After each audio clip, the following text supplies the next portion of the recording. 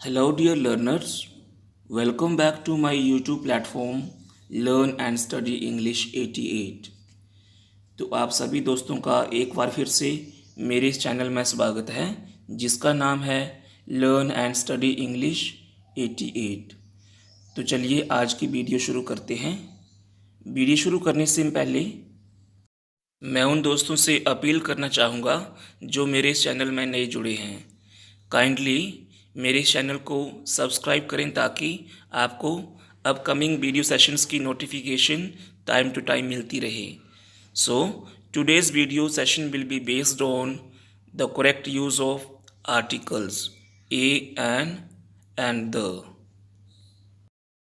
दोस्तों, before moving further I want to tell you one thing that मैं अपनी इन videos के द्वारा उन बेसिक ग्रामर के कॉन्सेप्ट्स को लेके आने की कोशिश कर रहा हूँ जिनको क्लास में कभी भी डीपली डिस्कस नहीं किया जाता है, या फिर आप लोगों ने इनको रट्टा लगाया होगा या मगअप किया होगा। बट और हम में से काफ़ी सारे लोग ए और एन का यूज़ जस्ट तुक्का लगा के कर देते हैं, या फिर इतना ही आपको पता होगा कि जब कोई वर्ड कॉन्सोनेंट लेटर होगा तो ए लगा देंगे शुरू में, या फिर अगर कोई वर्ड वॉवल लेटर से शुरू हो रहा होगा तो उसमें हम एन लगा देंगे। No, you are wrong. Today I will teach you the complete concept through my video, and at the end of video you will be sure to use a or an before any word properly. For your knowledge, let me tell you, articles are used to specify noun, whether noun is definite or indefinite. Means to say, articles का use noun को बताने के लिए किया जाता है कि noun definite है या indefinite. Definite means किसी चीज़ का निश्चित होना, और indefinite मीन किसी चीज़ का निश्चित या पक्का ना होना। तो हमारे पास दो काइंड्स हैं आर्टिकल्स की, जो कि हैं indefinite articles and definite article. तो डेफिनिट मीन्स किसी चीज़ का पक्का होना, और indefinite डेफिनिट का ऑपोजिट आ गया, किसी चीज़ का पक्का ना होना या फिर किसी चीज़ के बारे में पूरी जानकारी ना होना। तो we have three articles, they are a and an the. But we will discuss only the use of indefinite articles a and an in this video. Article an is used before words beginning with a vowel sound and before singular countable noun. Means to say, article an का प्रयोग उन words के पहले शुरू होता है जो words vowel sound के साथ शुरू होते हैं और सिंगुलर नाम हो या सिंगुलर नाउन हो। तो यहाँ पे मैं एक बात आपको बता दूँ, हम में से काफ़ी सारे लोग देखते हैं कि अगर हमारा वर्ड वॉवल लेटर के साथ शुरू हो रहा है तो हम वहाँ पे एन का प्रयोग कर देते हैं। नहीं, आपको साउंड देखनी है कि उस वर्ड की, उस शब्द की जो साउंड है शुरू में वॉवल साउंड है या फिर कॉन्सोनेंट साउंड है। अगर आपकी वर्ड की साउंड जो है वॉवल है तो आपको पक्का ही एन का यूज़ करना है। आप लोगों ने कभी भी उस लेटर को नहीं देखना है कि लेटर कहाँ से शुरू हो रहा है। You just will focus on the sound, then only you will use after that whether it is an or a. I have taken few examples for you. Number 1, Mr. Kapoor lives in an apartment. Number 2, he is an excellent teacher. Number 3, I will return within an hour. तो यहाँ पे जो first example है हमारा apartment, apartment को pronounce करते time जो first letter की साउंड आ रही है वो वॉवल साउंड है, अपार्टमेंट। इसी तरह से जो एक्सीलेंट है इसको प्रोनाउंस करते टाइम एक्सीलेंट, एक्स ए। तो हम लोगों ने साउंड देखनी है जो वर्ड कौन सी साउंड से शुरू हो रहा है। फिर example next one is an hour. तो एच, जो हमारा लेटर एच है वो कॉन्सोनेंट लेटर है, बट यहाँ पे एच साइलेंट है तो हमारे पास ओ की साउंड आ रही है एन आवर। तो इसी तरह से मैंने कुछ और कॉम्प्लिकेटेड एग्जांपल्स लिए हैं आपको बताने के लिए, ताकि आपको एन का कॉन्सेप्ट अच्छे से क्लियर हो जाए। आर्टिकल्स ए एंड एन के जो कॉम्प्लिकेटेड एग्जांपल्स हैं वो मैंने नेक्स्ट स्लाइड्स में रखे हैं, ताकि आपको पहले मैं सारा टॉपिक या कॉन्सेप्ट पढ़ा दूं, और जब आप उन एग्जांपल्स को करो तो आप उनको करते टाइम कोई प्रॉब्लम फेस ना करें। तो चलिए let's learn firstly where do we use article a. Article a is used before a word beginning with consonant sound and before a singular countable noun.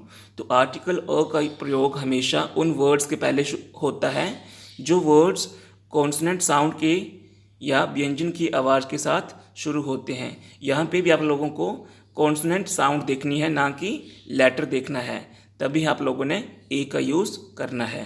तो let's see some examples of article a. Mister Rahul works in a factory. Number 2, she doesn't own a car. Number 3, he is a football player. So now a factory, factory को बोलते time फ की sound आ रही है, ना कि किसी और बाउल साउंड आ रही है, ओनली फ साउंड कॉन्सोनेंट साउंड है। सिमिलरली कार, कार को बोलते टाइम क की साउंड आ रही है, तो यहाँ पे हम लोग अ का यूज़ करेंगे। Same here football, while pronouncing football the beginning sound of letter is for football. So here again we are supposed to use article a. So friends, if any one of you have any confusion in understanding the concept of vowel sounds and consonant sounds, so it will be very helpful for them. So let me tell you, there are 26 alphabets in English language, and we have divided those 26 alphabets into two sounds. उसमें से कुछ letters ऐसे हैं जिनको हम एक ही सांस में बोल देते हैं, जैसे ए ई आई ओ यू। तो हमारे पास जिन लेटर्स को हम लोग एक ही सांस में बोल देते हैं, they are known as vowel sounds, and these are 5 sounds. और बाकी जो साउंड्स बच गई उनको हम बोलते हैं कॉन्सोनेंट साउंड्स, जैसे B C D F G H J K L. इस तरह से बाकी जितनी भी हैं दे आर 21 साउंड्स। तो अब जिन साउंड्स को बोलने के लिए हमें वोवल लेटर्स का, वोवल साउंड्स का सहारा लेना पड़ता है, उनको कहते हैं कॉन्सोनेंट साउंड्स। तो बट कुछ अल्फ़ाबेट्स कॉन्सोनेंट साउंड्स होने के बावजूद भी वोवल साउंड प्रोड्यूस करते हैं, जैसे ये बहुत इंपॉर्टेंट पॉइंट है आपके लिए अब, क्योंकि इसी की बेस पे आपके जो एन का कॉन्सेप्ट होगा वो क्लियर होगा। So listen it attentively. जैसे मैंने पीछे बताया था आपको कि एम एन एस एच ये सभी कॉन्सोनेंट साउंड्स की कैटेगरी में आते हैं, बट कॉन्सोनेंट अल्फ़ाबेट्स की जो साउंड है, इसकी साउंड म, एम को हम म की साउंड से जानते हैं, और एन की साउंड जो है वो न है, और इसी तरह से एस की साउंड स है, और एच की साउंड ह है। बट जब हम लोग इन अल्फ़ाबेट्स को इंग्लिश में प्रोनाउंस करते हैं, तब इनकी प्रोनाउंसिएशन वॉवल साउंड से शुरू होती है, जैसे एम, ई प्लस म, एम। तो एम, इसी तरह से N, S, E plus N, E plus S. तो इनकी शुरुआत में जो प्रोनाउंसिएशन, इनको प्रोनाउंस करते टाइम इनके शुरू में वॉवल साउंड आ रही है, जो हमारा जो लेटर ई है, लाइक एलिफेंट, एक्सीलेंट। तो ये जो है ई लेटर जो है हमारा, ये एक वॉवल साउंड है। तो हम लोग जो भी वर्ड्स, जो भी नाउन, नॉट वर्ड्स, जो भी नाउन्स इन लेटर्स के साथ या इन साउंड्स के साथ शुरू होंगी, वहाँ पे हम लोग एन का यूज़ करेंगे। आगे मैं इन लेटर्स का यूज़, इन साउंड्स का यूज़ एग्जाम्पल्स के साथ बताने जा रहा हूँ, बट उससे पहले एक और इम्पॉर्टेंट पॉइंट है जिसको मैं आपसे डिस्कस कर लूँ। तो इम्पोर्टेंट पॉइंट ये है कि एक्चुअली अल्फ़ाबेट यू की जो साउंड होती है उसको हम बोलते हैं अ। तो अ साउंड होने के कारण ही इसको इसको वोवल साउंड्स में रखा गया है। जैसे अम्ब्रेला, अगली, तो हम बोलेंगे an umbrella, he is an अगली पर्सन। बट इसके अलावा हम लोग पढ़ते हैं यूनिवर्सिटी, यूनियन, यूनिटी। तो यहाँ पर अल्फ़ाबेट यू की जो साउंड है वो यू बन गई है। अब यू क्यों बन गई यहाँ पे, ये क्यों यू साउंड को प्रोड्यूस कर रहा है?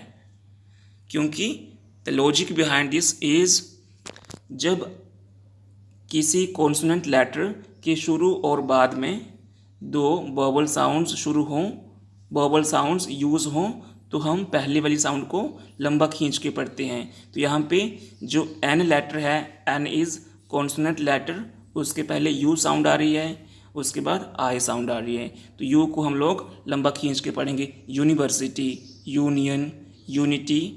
तो जब हम यू बोलते हैं तो यू जो शब्द आ गया, यू जो साउंड आ गई, वो कॉन्सोनेंट की साउंड बन जाती है। लाइक वाई प्लस यू, यो के लिए हम लोग बोलते हैं वाई, और यू आ गया आफ्टर दैट। तो यू जब इसको प्रोनाउंस करेंगे then it will become a consonant sound. और जब भी अल्फ़ाबेट यू जो है यू की साउंड प्रोड्यूस करेगा तो हम उसके पहले आर्टिकल अ यूज़ करेंगे, ना कि एन, राइट। तो चलिए कुछ एग्जांपल्स कर लेते हैं जिनकी बात मैं पिछली स्लाइड्स में कर रहा था। और इन एग्जांपल्स को करने के बाद आपका जो कॉन्सेप्ट है आर्टिकल एन को यूज़ करने का बिल्कुल क्लियर हो जाएगा। तो first example is dash honest man always speaks the truth. अब यहाँ पे डैश के बाद जो ऑनेस्ट वर्ड आ रहा है, यहाँ पे एच को साइलेंट किया गया है और हम लोग ओ साउंड को कंसीडर कर रहे हैं। तो beginning sound is O, honest. So O sound is vowel sound. That's why we will use here an. Next one example, he is eating an apple. It's very simple. Next one is last Saturday she bought an umbrella. So while pronouncing umbrella, the first beginning sound is A. So we will use here an. He will return within an hour. Again here H silent, so O sound को हम लोग prefer कर रहे हैं या ओ sound को हम लोग ज़्यादा फोकस कर रहे हैं, than that's why we will use an. Mister Anil Sharma is an SP of this city. अब यहाँ पे एसपी जो एस साउंड है, जो एस अल्फ़ाबेट है वो साउंड देता है सो की, बट इंग्लिश में बोलते टाइम एस, एस मीन ई प्लस एस। तो एस को बोलते टाइम ए की साउंड शुरू में आ रही है, तो हम लोग यहाँ पे एन एस पी करेंगे, ना कि ओ एस पी। क्योंकि मैंने पीछे आपको बताया हुआ है कि हम लोगों ने लेटर के ऊपर फोकस नहीं करना है, बल्कि only we will focus on sound, कि बोलते टाइम कौन सी साउंड आ रही है किसी वर्ड को। तो यहाँ पे एस पी, तो हम लोग यूज़ करेंगे an S P. Similarly he is elected as an M P, M E plus M. तो ई जो साउंड है हमारी वोवल साउंड है, और मोन जो साउंड है ये है कॉन्सोनेंट साउंड, या मोन जो लेटर है आपका ये है कॉन्सोनेंट। तो आप लोगों ने लेटर नहीं देखना है, you will just focus on sound. So you will focus only on sound. So here M, again pronouncing, when we pronounce M it's beginning sound is E only, so we will fill here an. तो ये जो सारे examples हैं, ये जो सारे concept हैं N के, ये मोस्टली एग्जाम्स में पूछे जाते हैं, आपसे डिफ़िकल्ट क्वेश्चंस पूछे जाते हैं based on use of articles. So I hope you have clear this points now. Now we will go for the examples of article a. The first example is he is reading a book. अब ब sound जो है book, when we pronounce book, ब sound is consonant sound, so it's obvious we will fill here only a. My teacher narrated a story. अब यहाँ पे पीछे था SP, यहाँ पे है स्टोरी। सो जब हम स्टोरी को प्रोनाउंस कर रहे हैं तो यहाँ पे स्टो आ रहा है, स्टोरी, ना कि एस स्टोरी। जब यहाँ पे होता है S story but it's wrong pronunciation, so we will pronounce only story. जब स्टोरी को बोल रहे हैं तो स साउंड आ रही है और स साउंड जो है हमारी कॉन्सोनेंट साउंड है। बट जब हम बोलेंगे he is an S P, S को बोलते टाइम ए की साउंड आ रही है, बट यहाँ पे ओनली स, so that's why we will feel here a. Rohit has a pen which is very expensive, so it's very simple. Next is he studies in university.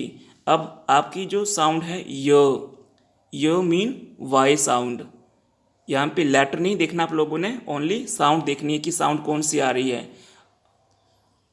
जब you a sound को देता है तो अ बन जाता है वो वावल साउंड में। जब य साउंड को देता है यू या य साउंड को बोलता है वाई की साउंड को, तब यहाँ पे ये बन जाता है कॉन्सोनेंट। तो यहाँ पे यूनिवर्सिटी नहीं आ रहा है, यूनिवर्सिटी आ रहा है, य की साउंड दे रहा है तो य is a consonant sound, so we will feel here only a.